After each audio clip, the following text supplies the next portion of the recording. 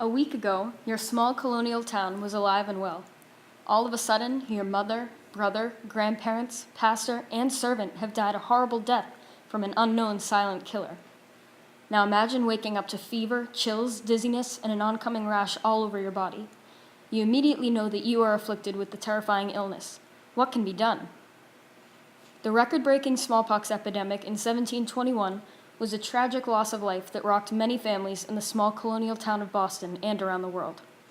In addition, it was the worst epidemic of the century, and those who pursued the cure to this torturous disease were put down by society for their frontier ideas. On the other hand, the event was a triumph that brought light to modern medicine, increased free press and information available to the public, and sparked the vaccination regulations implemented in many institutions today. The smallpox virus, or variola in Latin, plagued the small colonial town of Boston, Massachusetts in 1721. 1721 posed as the greatest threat to the colonists, as it was the worst epidemic of the century. The small, fragile population of Puritans sought to get away from the corrupt British government. However, they could not escape the looming threat of smallpox. Smallpox was first spread to humans by contact with wild animals.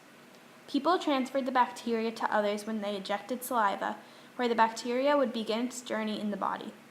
The symptoms of smallpox did not normally appear until 2 weeks after an infection. As a result, there was not much people could do to prevent the spread of smallpox because before they knew it, they were infected, and they had probably already infected several others.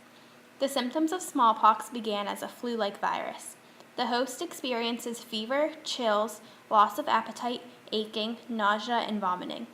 After a few days, the telltale smallpox rash begins to form all over the body.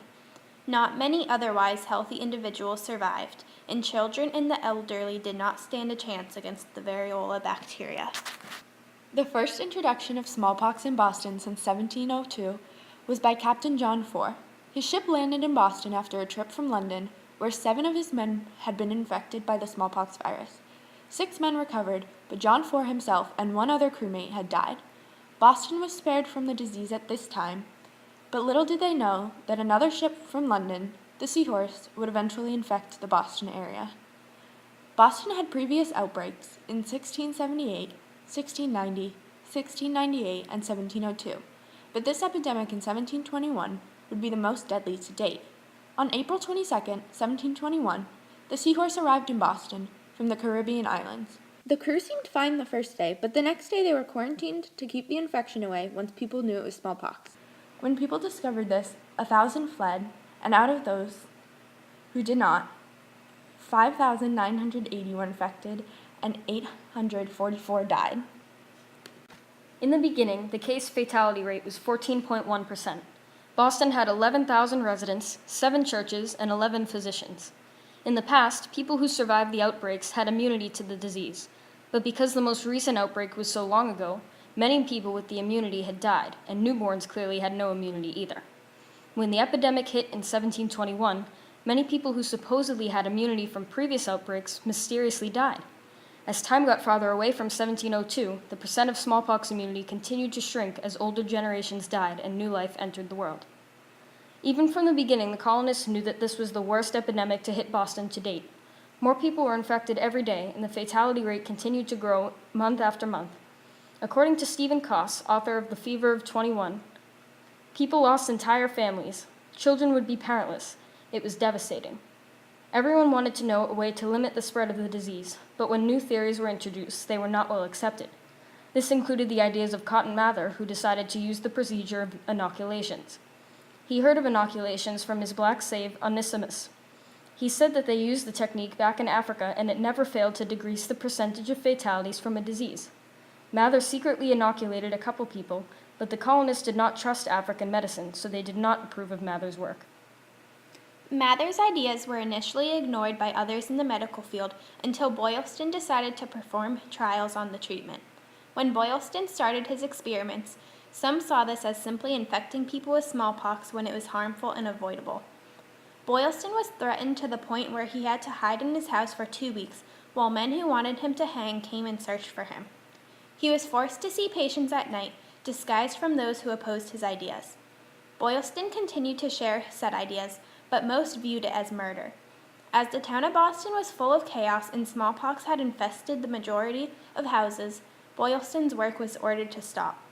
However, once Boylston's son publicly survived inoculation, people began to see the light.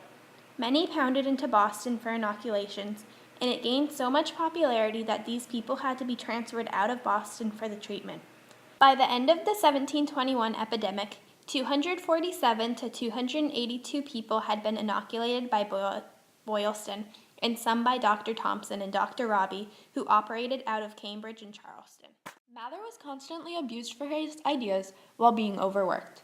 In November 1721, a bomb was thrown into his window with a message saying, "Cotton Mather, you dog, damn you, I'll inoculate you with this, with a pox to you." Luckily, the bomb did not detonate, and Mather was able to continue his work. At the head of the anti-inoculation movement was Dr. William Douglas, who focused on the lack of trials and evidence to support inoculation actually working. He saw it as a way to create new cases and spread the disease, rather than a way to lessen the casualties. Other opposing arguments claimed that inoculation messed with God's plan and harmed the innocent. At this time, it was clear why inoculation was seen as unethical, seeing as it was dangerous and unresearched. During this time, tensions with the British were high in Boston. Political dysfunction led into the outbreak being so bad because nobody worked together. These politics took a turn in 1721 with the introduction of free press. James and Benjamin Franklin made a newspaper called the New England Courant. These men saw the debate over inoculation as a reason to launch free press in the colonies because it was a popular topic. The newspaper tended to follow the popular opinion of inoculation, which meant that they criticized the process. Ben Franklin wrote under the name of Silence Do Good in the New England Courant, where he created racy and funny content. This led to great popularity, and the paper was able to reach a wide audience. The newspaper was published without proper permission from royal authorities, yet it was able to set back Mather and Boylston's work greatly.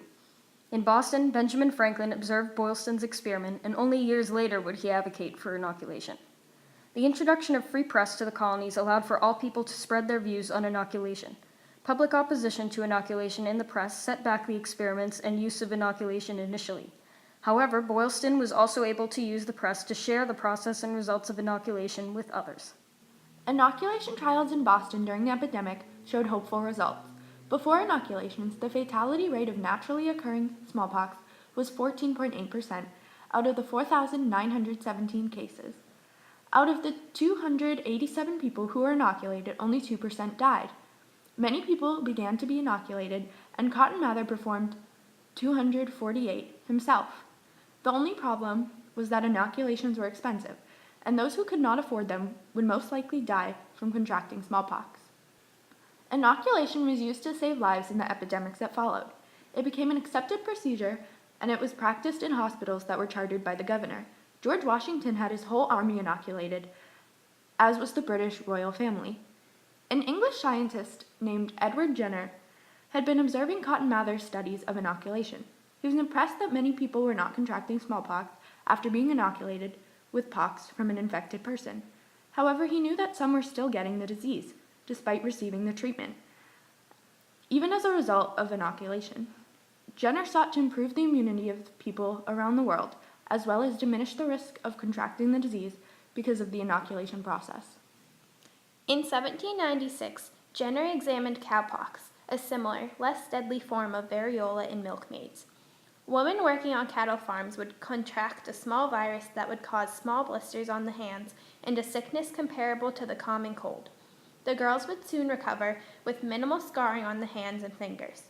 Jenner inferred that since both smallpox and cowpox came from the same bacteria, injecting people with cowpox may be a better way to immunize patients. He turned out to be correct.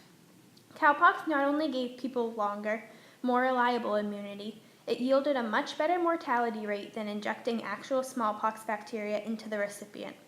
The success of Jenner's experiment reached international fame as his vaccinations, named after the Latin word for cow, became accessible to almost all parts of the world.